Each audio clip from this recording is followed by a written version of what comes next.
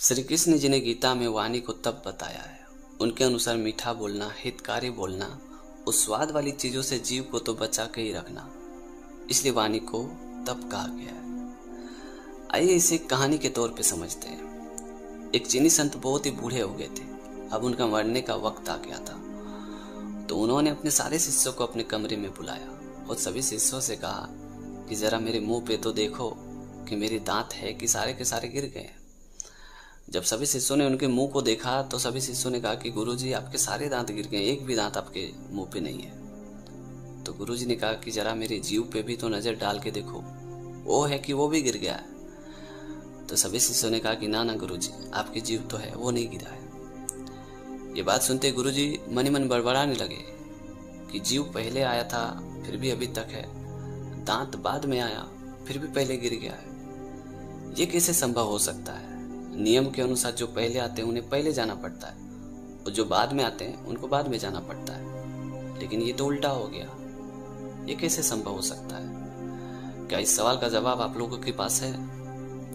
ये बात सुनते सभी शिष्य एक दूसरे का मुंह देख रहे थे और सभी ने गुरुजी से कहा कि ना ना गुरुजी, इस सवाल का जवाब हमारे पास नहीं है। तो गुरुजी ने कहा कि बस यही चीज समझाने के लिए मैंने आप लोगों को यहाँ बुलाया था। दांत पहले इसलिए गिर गया क्योंकि दांत कठोर था।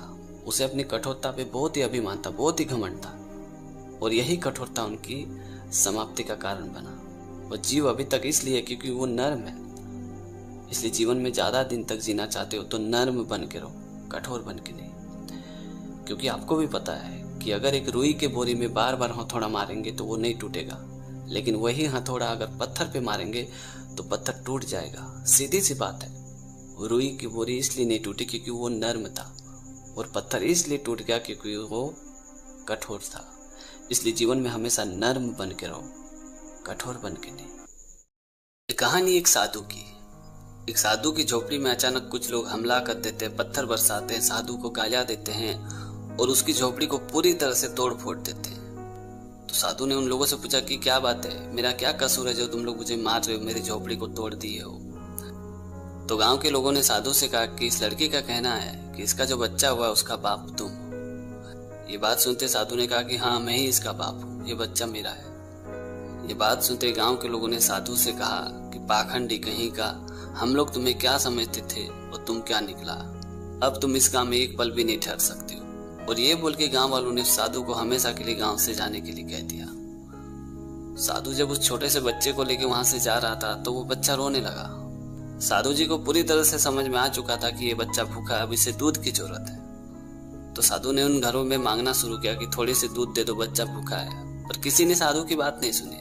सबने गाली और ताना देके साधु को वहां से भगा दिया। और दूध मांगते मांगते साधु आखिर में उसी लड़के के घर में पहुंचा जिस लड़की ने साधु के ऊपर वो इल्जाम लगाया था कि वो छोटा सा बच्चा साधु का है। तभी साधु ने कहा कि जो हुआ नहीं हुआ उसे भूल जाओ, अभी बच्चा भूखा है तो थोड़ी सी दूध दे दो।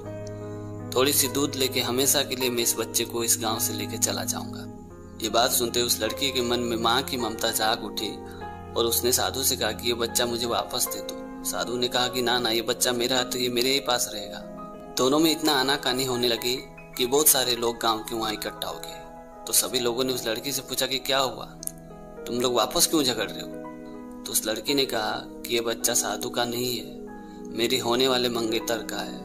मैं डर गई थी इसलिए कहा ये बच्चा साधु का है। ये बात सुनते सारे लोग साधु की ओर आश्चर्य होकर देखने लगे और साधु महाराज से पूछने लगे कि जब ये बच्चा आपका नहीं था तो आपने क्यों कहा कि ये बच्चा मेरा है। तभी साधु ने मुस्कुराते हुए कहा कि आप लोगों ने बिना कुछ जाने पूछे मुझे मारा, मेरे घर को तोड़ दिया। अगर मैं उस वक्त आप लोगों को सच बताता कि ये बच्चा मेरा नहीं है तो आप लोग इसके मंगेतर के घर में जाते, उसे भी मारते पीटते और उसके भी घर को तोड़ देते।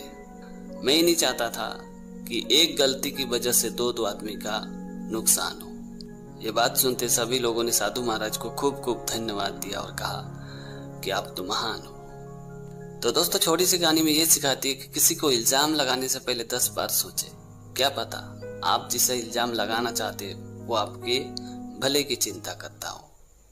तो दोस्तों आज की कहानी आपको कैसी लगी कमेंट करके ज़रूर बताना। और अगर आपने हमारे चैनल को अभी तक सब्सक्राइब नहीं किया तो प्लीज़ यार चैनल को सब्सक्राइब कर देना, क्योंकि इस तरह का कंटेंट मैं हमेशा अपने चैनल पे लाते रहता हूँ। तो आज के लिए इतना ही, मिलते हैं अगली वीडियो में एक नए टॉपिक के साथ, एक नई कहानी के साथ। तब तक के लिए जय हिंद, वंदे मातरम।